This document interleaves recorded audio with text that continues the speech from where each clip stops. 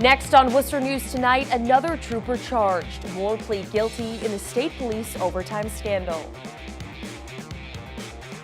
Plus, a letter to Santa shows how important an annual fundraising drive is for Worcester families.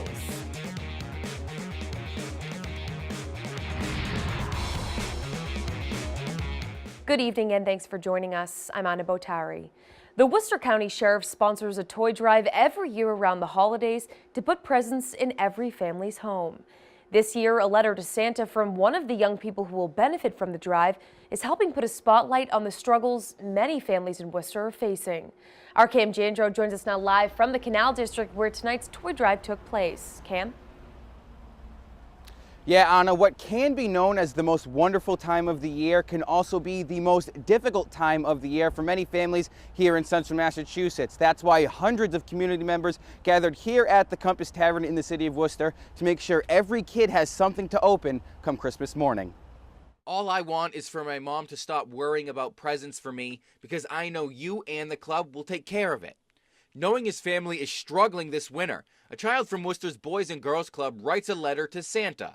I wish I could say I only have one Ramon. I have a lot of kids who are in similar circumstances. Maybe their parents are incarcerated.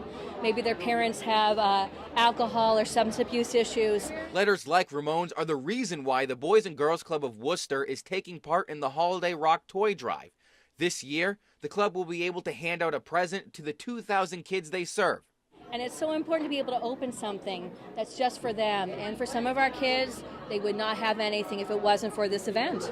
Holiday Rock is sponsored by the Worcester County Sheriff's Office. Sheriff Lou Evangelitis says last year, more than 10,000 gifts were distributed to families across the area. And we have a country with great abundance. We should make sure that everybody gets a chance to enjoy Christmas and understand that this community cares about them and loves them. It's a difference between a smile and not a smile. It's a difference between happiness and joy and discouragement. Evangelitis says Holiday Rock is what sets apart Worcester County during the holiday season. This doesn't happen everywhere. Worcester is a really special community, and tonight is a perfect example of that. Hamilton says the Boys and Girls Club helps 80% of the kids at or below the poverty line, but the need goes beyond Christmas. If people can also think of us during the whole year, that would be very helpful and much appreciated. Now, the toy drive also benefits the Guild of St. Agnes as well as the Friendly House here in the city of Worcester. Between them and the Boys and Girls Club, about 12,000 kids are serviced in the city of Worcester every single year, and the goal is to make sure every single one of them gets some sort of present. We're live in Worcester tonight. I'm Cam Jandro, Worcester News Tonight. More developments in the state trooper overtime scandal as an 8th trooper was charged today while 2 other former troopers agreed to plead guilty. Perry Russum has the details. Today, Massachusetts State Trooper number 8, Heath McAuliffe, was arrested and arraigned on the charge of embezzlement. McAuliffe is a member of the now infamous Troop E, decimated by the overtime scandal. Investigators say McAuliffe collected nearly $10,000 in overtime he never worked. He allegedly concealed his crime by submitting falsified tickets.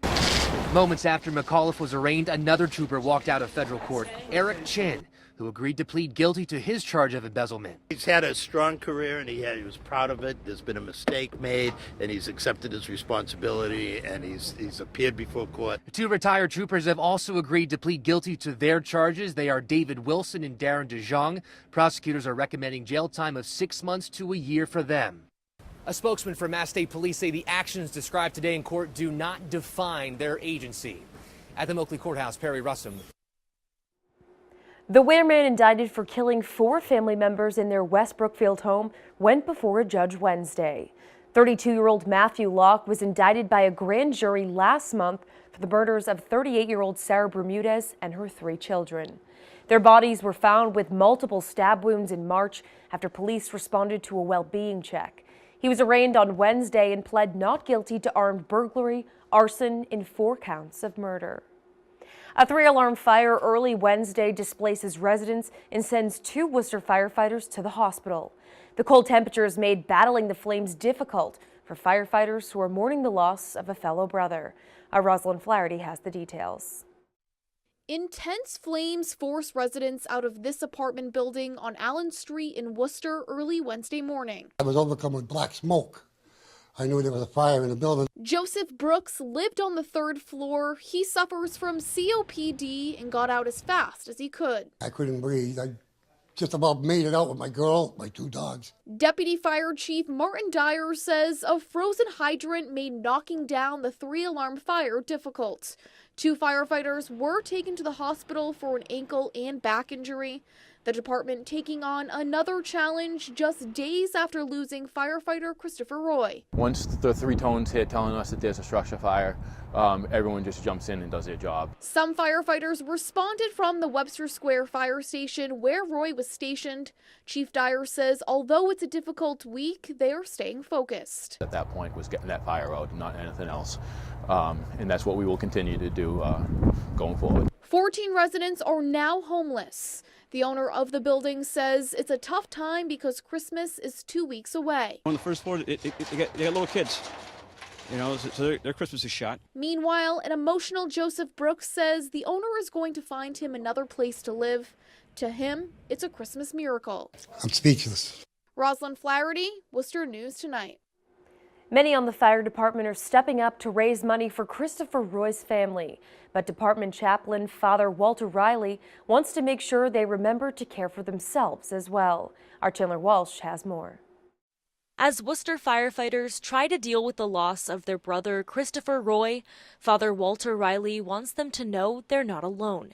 The department's Catholic chaplain often gets called to fire scenes to offer his support. I didn't get a call until Sunday morning from Chief Lavoy, who was at the hospital. I think things were so hectic that morning that they never got a call out to us. Father Riley talked to the Davies family after the tragedy 7 years ago and spoke to the Roy family this week. In the wake of tragedy, he's available to firefighters who want to talk to him. We have to address the spiritual part of who we are in circumstances like this. If we don't, then we're in denial. And I'm sure there's a few guys that will do that. Everyone deals with grief differently. William Meehan is the medical director at St. Vincent's Partial Hospital Program. They offer services for people going through crises and say it's important to reach out for help when experiencing stress from trauma. Having dreams about the event that are very disturbing, having intrusive memories about the event, even flashbacks where they almost are back in the event. Meehan says Roy's death is a big loss, and it's normal for firefighters who were close to him to have a tough time recovering. Firefighters, police officers see some of the hardest things, we have to see as humans. And so that can really take a toll. Father Riley expects the firefighters who were fighting the fire alongside Roy are struggling. He says for many, knowing Roy had a daughter affects them even more. At the end of the day, we just do the best we can, and we somehow will get through. Chandler Walsh, Worcester News Tonight. Now to a sad update on a story we first brought to you in October. Groton Police K-9 Lola has passed away after her battle with cancer. Lola worked for years after helping to track down missing people and find narcotics. The K-9 stayed on the job even while going through chemotherapy.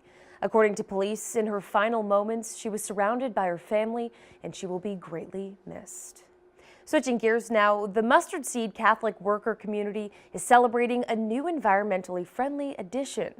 The House of Hospitality gained a roof of solar panels thanks to investment company SunWealth.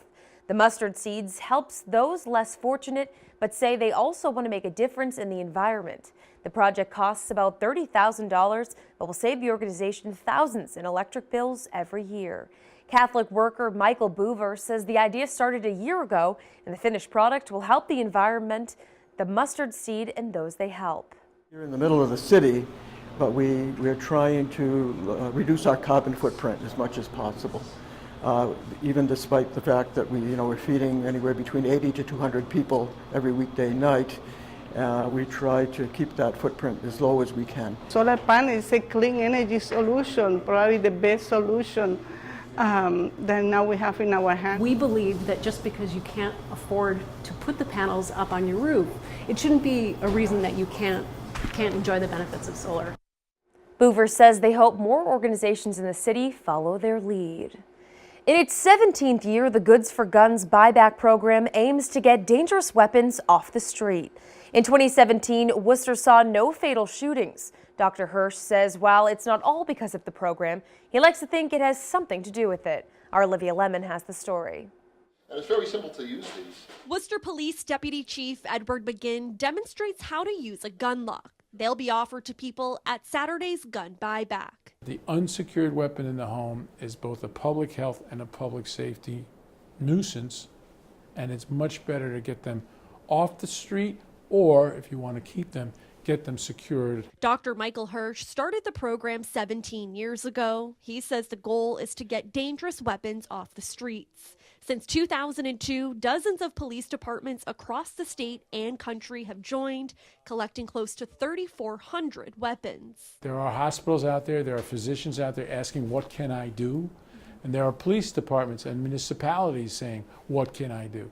If I can get them together, I think we would really have a movement. Worcester County District Attorney Joe Early Jr. says anyone is able to drop off a gun and shouldn't worry about getting into trouble. We grant them amnesty on that day if they'll put the gun in a brown paper bag and bring it to the various police stations. Both say in the end, the goal is to keep the community safe. We're doing everyone a favor. I'm not here with an agenda other than to say I want the community to be safer. Weapons can be dropped off at local police departments this Saturday. They'll be crushed at City Welding and Sheet Fabrication. Owners can watch if they wish.